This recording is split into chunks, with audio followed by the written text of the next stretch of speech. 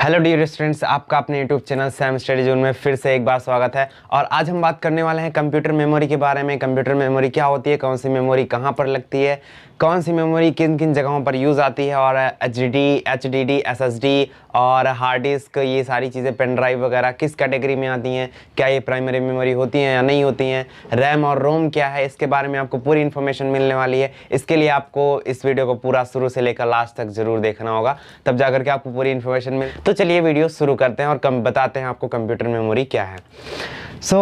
सबसे पहले computer memory जो होती है वो हमारे कंप्यूटर में जितने भी डेटा या इंस्ट्रक्शंस होते हैं उनको स्टोर करके रखती है। मेनली कंप्यूटर की हम बात करें तो कंप्यूटर की मेमोरी जो होती है वो हमारी दो टाइप की होती है। कौन कौन सी होती है कमेंट करके बताइए जल्दी से।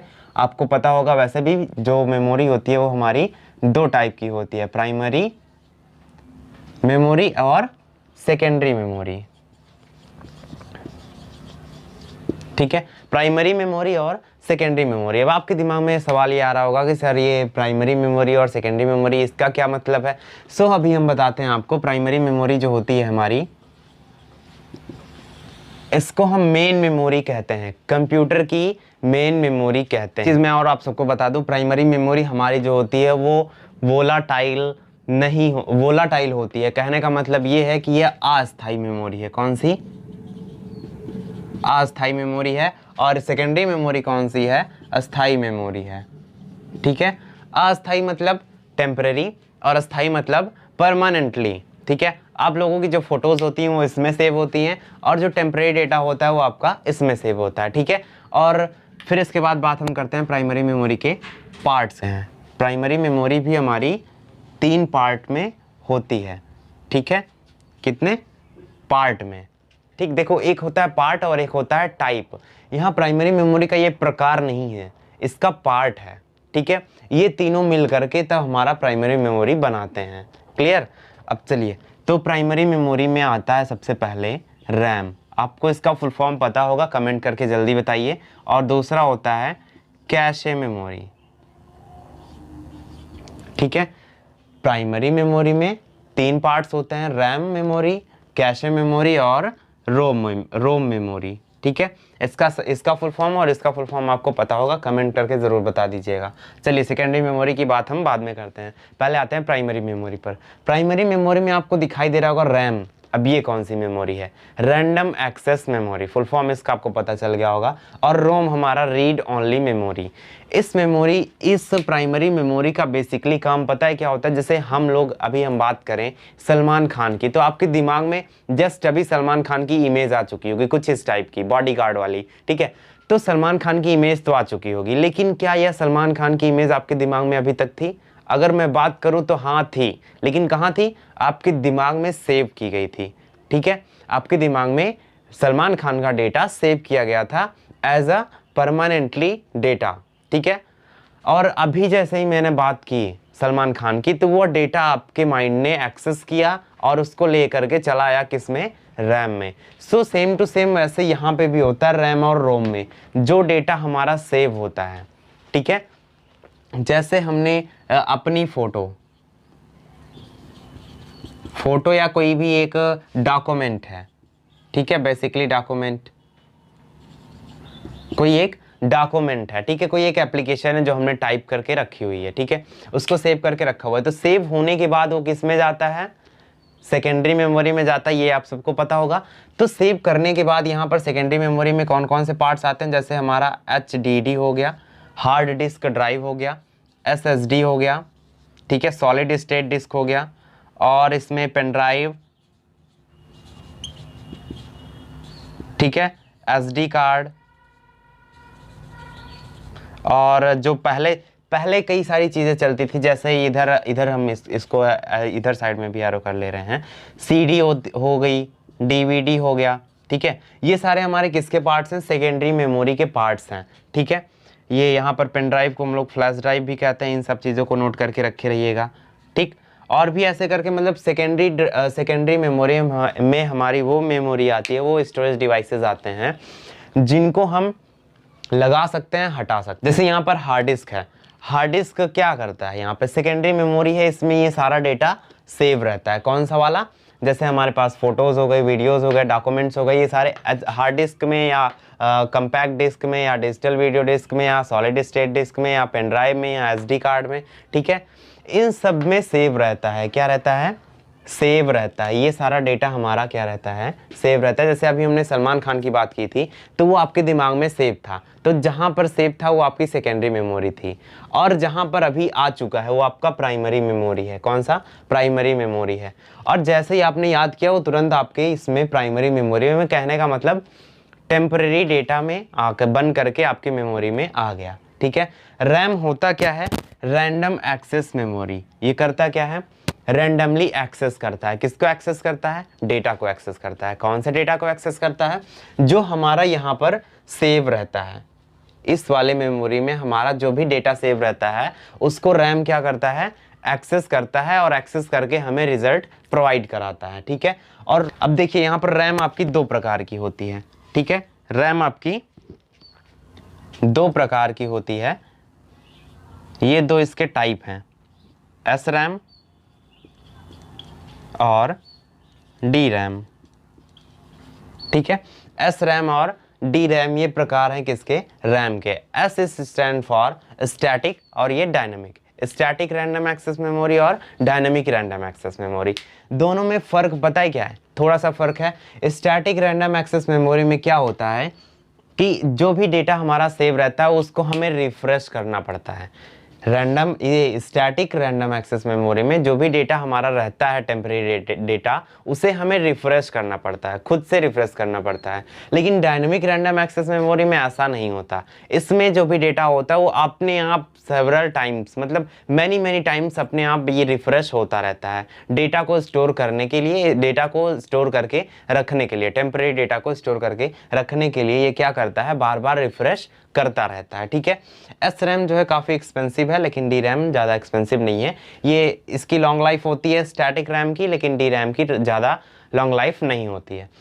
अब इसके बाद बात करते हैं हम कैशे मेमोरी की।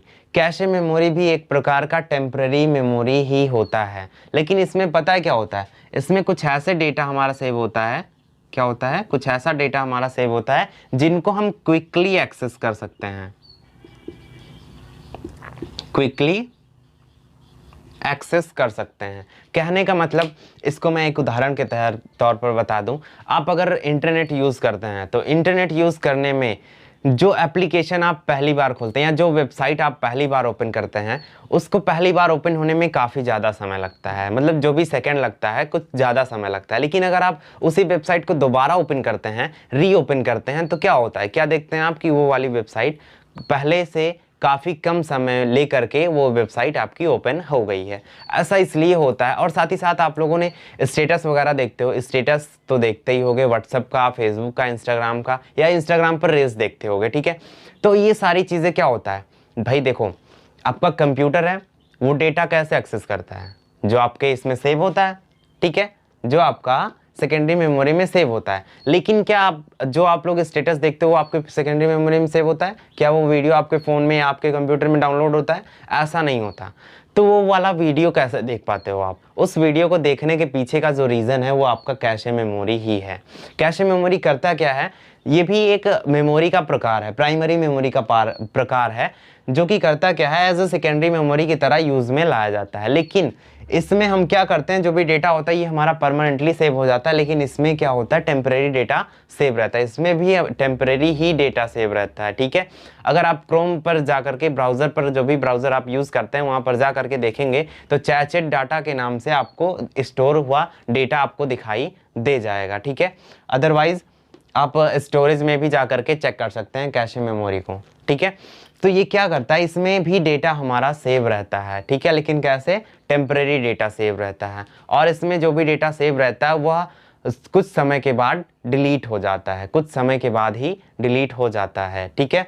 रैम में क्या होता है? रैम में जो भी टेम्परेरी डेटा सेव किया जाता है वो टेम्परेरी डेटा हमारा पावर ऑफ होने के बाद डिलीट हो जाता है। कहने का मतलब ये है कि अगर आप कोई डॉक्यूमेंट क्रिएट कर रहे हैं और आपने उस डॉक्यूमेंट को अभी सेव नहीं किया है, ठीक है, तो सेव नहीं किया है तो आपको जाहिर सी बात है वो रैम मेमोरी में होगा, चूँकि टेम्परेरी डेटा है। और अगर उसी के बीच लाइट चली जाती है, लाइट चली जाती है और आपका कंप्यूटर ऑफ हो जाता है, तो क्या होगा, अगर आप दोबारा कंप्यूटर को ओपन करेंगे तो आपको देखने को यह मिलेगा कि आप जो भी एप्लीकेशन बना रहे थे वो डिलीट हो चुकी है।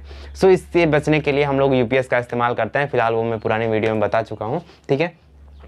सो यहाँ पर ये बात हो चुकी है कैशे मेमोरी की। अब इसके बाद बात करते हैं हम रोम की। तो कैशे मेमोरी अगर समझ में आ गया होगा तो कमेंट करके बता दीजिएगा, अन्यथा इसके ऊपर दोबारा वीडियो बना देंगे। तो रोम, इसके बाद हम बात करते हैं रोम की। तो रोम भी हमारा क्या है, read only memory, read only memory. ROM जो है इसके भी 3 पार्ट्स होते हैं, लेकिन पहले इसके बारे में जानते हैं रोम होता क्या है। रोम रीड ओनली मेमोरी, कहने का मतलब ये है कि ये भी, इसमें क्या होता है कि बहुत सारे डेटा और इंस्ट्रक्शन सेव रहते हैं जो कि कंप्यूटर या फ़ोन की मैन्युफैक्चरिंग होते टाइम पे इंसर्ट कराए जाते हैं। या रोम में आप एप्लीकेशंस होती हैं, एप्लीकेशंस का कोई पैकेज होता है, उस पैकेज को आप जब इंस्टॉल कर लेते हो, एप्लीकेशन का आपने जब व्हाट्सएप इंस्टॉल किया था, तो व्हाट्सएप जब इंस्टॉल किया था तो वो आपका जहाँ इंस्टॉलेशन होता है वो आपका रोम वाली मेमोरी में होता है, और एक्सेस होता किस में है, रैम वाली मेमोरी में, ठीक है। रैम वाली मेमोरी का काम सिर्फ और सिर्फ डेटा को एक्सेस करना है, और रोम में क्या होता है, ये इंस्टॉलेशन वाली मेमोरी है, इंस्टॉलेशन वाली मेमोरी। कहने का मतलब चाहे आपका सिस्टम सॉफ्टवेयर हो, चाहे आपका एप्लीकेशन सॉफ्टवेयर हो, चाहे आपका यूटिलिटी सॉफ्टवेयर हो, ये तीनों के तीनों सॉफ्टवेयर किसमें इंस्टॉल होते हैं, रोम वाली मेमोरी में। कहने का मतलब इसका जो भी डेटा होता है, जो भी इंस्ट्रक्शंस होता है, वो सारा का सारा रोम में सेव रहता है। अब आइए जानते हैं रोम के कितने पार्ट्स होते हैं। रोम के 3 पार्ट्स होते हैं। पहला हो गया आपका पी रोम, दूसरा ईपी रोम, और तीसरा ई पी रोम, ठीक है। पी रोम कहने का मतलब programmable read only memory, programmable read only memory. कुल मिला करके कहने का मतलब ये है कि पी रोम में आपका सिस्टम सॉफ्टवेयर इंस्टॉल होता है। सिस्टम सॉफ्टवेयर आपका पी रोम में इंस्टॉल होता है, ठीक है। अगर आपको सॉफ्टवेयर के बारे में जानकारी लेनी है तो यहाँ पर आई बटन पर लिंक आ गई होगी, आप जा करके देख लीजिएगा, ठीक है। तो पी रोम क्या होता है, इसमें सिस्टम सॉफ्टवेयर इंस्टॉल होता है, और इसके बाद ये वाला E P ROM, erasable programmable read only memory. इस वाली मेमोरी में हम लोगों के लिए है। पी रोम में क्या होता है कि जब आपका कंप्यूटर या फ़ोन बनाया जाता है, मैन्युफैक्चर किया जाता है, तब उस टाइम पे सिस्टम सॉफ्टवेयर डाला जाता है। जैसे अगर आपका एप्पल का आईफोन है, या वीवो का फ़ोन है, या रियलमी का फ़ोन है, तो जब आपका फ़ोन ऑन होता है तो ऑन होने के बाद आपको रियलमी का लोगो बन करके दिखाई देता है, और उसके बाद कुछ समय लगता है, ठीक है। तो वो जो समय लगता है उस टाइम पे क्या होता है, ये वाली मेमोरी आपकी वर्क करती रहती है, और इसके अंदर जो भी डेटा होता है वो आपका रीड होता रहता है, ठीक है। तो पी रोम में क्या होता है, सिस्टम सॉफ्टवेयर इंस्टॉल होता है, वो भी मैन्युफैक्चरिंग के टाइम पे। बाद में हम इसको चेंजेस नहीं कर सकते हैं, ठीक है। इस वाली मेमोरी में जो भी डेटा सेव कर दिया गया एक बार मैन्युफैक्चरिंग के टाइम पे, जो भी सेव कर दिया गया, उसको हम दोबारा चेंजेस भी नहीं कर सकते और ना ही डिलीट कर सकते हैं, ठीक है। अगला है EPROM, erasable programmable read only memory. इसमें वो वाला डेटा स्टोर होता है जिसको हम इंस्टॉल करते हैं तुरंत। प्ले स्टोर से कोई चीज़ हमने इंस्टॉल की, ठीक है, वो आपका लूडो वाला गेम इंस्टॉल किया, और उसके बाद वो जब इंस्टॉलेशन जिस मेमोरी में होता है वो ईपी रोम में होता है। आप उसको बाद में अनइंस्टॉल भी कर सकते हो, ठीक है। इसकी परमिशन ये वाली मेमोरी देता है कि हाँ भैया ये ले लो, मुझमें चाहो जो मर्जी वो एप्लीकेशन इंस्टॉल करो और जो मर्जी वो अनइंस्टॉल करो, ठीक है। लेकिन एक चीज़ ध्यान दिया होगा आप लोगों ने कि जो कैलकुलेटर या कैलेंडर होता है उसको आप लोग अनइंस्टॉल नहीं कर पाते हो। क्यों नहीं अनइंस्टॉल कर पाते, क्योंकि वो सिस्टम सॉफ्टवेयर के साथ ही इंस्टॉलेशन में कर दिया जाता है पी रोम में। और मैंने बताया अभी कि पी रोम में जो भी डेटा आपका इंस्टॉल कर दिया जाता है उसको दोबारा इरेज नहीं किया जा सकता है, ठीक है। और इसके बाद E P ROM, electrically erasable programmable read only memory. इसमें वो वाले डेटा आपके सेव होते हैं जिनको हम इलेक्ट्रिकली इरेज कर सकते हैं, ठीक है। इलेक्ट्रिकली इरेज कर सकते हैं, या यूवी रेज की ज़रूरत पड़ती है, अल्ट्रावायलेट किरणों की ज़रूरत पड़ती है, तब हम उसमें प्रोग्राम्स को अनइंस्टॉल कर सकते हैं। फिलहाल ये आगे का पार्ट है, ठीक है। तो प्राइमरी मेमोरी में रैम, रोम और कैशे मेमोरी समझ में आ गया होगा, ठीक है। अब बात करते हैं हम आपके सामने सेकेंडरी मेमोरी की, ठीक है। सेकेंडरी मेमोरी में होता क्या है, जो भी हमारा डेटा होता है वो सारा का सारा स्टोर किया जाता है। अब स्टोर कहाँ कहाँ किया जा सकता है, सीडी में किया जा सकता है, ये पहले की पहले ज़माने में टेक्नोलॉजी यूज़ होती थी, ये भी यूज़ होती थी, और ये तो उसके बाद में आया। इन सब चीज़ों के बाद में SD कार्ड आया, ठीक है, और हार्ड डिस्क आई। ठीक, पहले क्या हुआ करता था, CD हुआ करती थी, कंपैक्ट डिस्क हुआ करती थी जो छोटी सी हुआ करती थी और उसके बाद घूमा करती थी, है ना। आप लोगों ने कैसेट, आप लोग शायद इसको कैसेट के नाम से जानते हो, ठीक है। तो ये वाली डिवाइस हुआ करती थी जिसमें हम लोग अपना डेटा स्टोर करके रखा करते थे। आप लोगों ने मूवी में देखा होगा कि एक छोटी सी कैसेट के लिए लड़ाई होती है, उस कैसेट में क्या होता है, डेटा स्टोर होता है, ठीक है। एक्चुअली उस कैसेट के लिए नहीं, उसके अंदर जो डेटा होता है उसके लिए लड़ाई हुआ करती थी, ठीक है। और हार्ड डिस्क ड्राइव और सॉलिड स्टेट ड्राइव, ये दो ऐसी डिवाइसेस हैं जिनका बखूबी बहुत ज़्यादा से ज़्यादा इस्तेमाल किया जा रहा है आज के टाइम पे, ठीक है। और हमारे कंप्यूटर में as a storage device, secondary storage device के रूप में इस्तेमाल में लाया जा रहा है, ठीक। तो आशा करता हूँ आपको प्राइमरी मेमोरी, सेकेंडरी मेमोरी और कंप्यूटर मेमोरी का पूरा स्ट्रक्चर समझ में आ गया होगा। अगर समझ में आ गया तो आप इस चैनल को सब्सक्राइब ज़रूर कर दीजिएगा और साथ ही साथ शेयर कर दीजिएगा अपने फ्रेंड्स के ग्रुप में, ठीक है, ताकि उन लोगों को भी यह नोटिफिकेशन या नॉलेज मिल सके, ठीक है। सो मिलते हैं नेक्स्ट वाले पार्ट में, तब तक के लिए जय हिंद।